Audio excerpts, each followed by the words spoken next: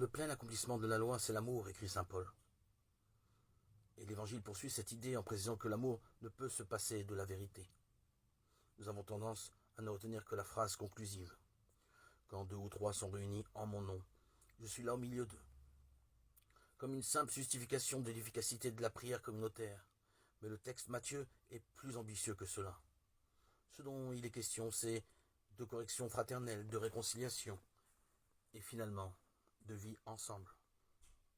Dans le livre du prophète Ézéchiel, la correction fraternelle relève d'une obligation de vigilance envers son frère.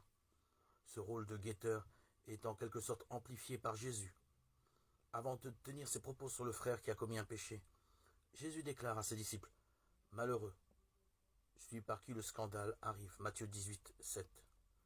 Le péché dont il est question perturbe la vie communautaire et jette le discrédit.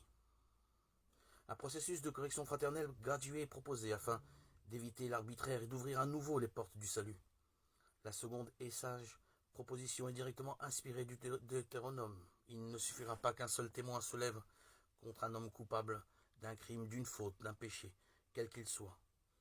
Pour instruire l'affaire, il faudra la déclaration de 2 ou 3 témoins, Deutéronome 19, 15. Nous sommes tous une communauté de frères et de sœurs, et davantage une communauté où chacun est responsable de la foi de ses frères. La responsabilité de chacun incombe à tous.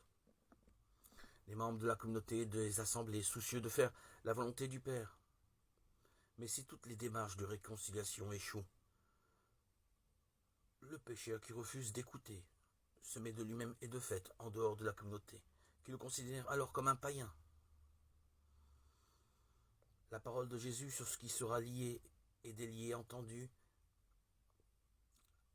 et adressée à Pierre, l'est aujourd'hui à l'ensemble des disciples assemblés, puisque le jugement communautaire est ratifié dans le ciel par Dieu lui-même. Cela requiert de ne le prononcer qu'avec prudence et miséricorde.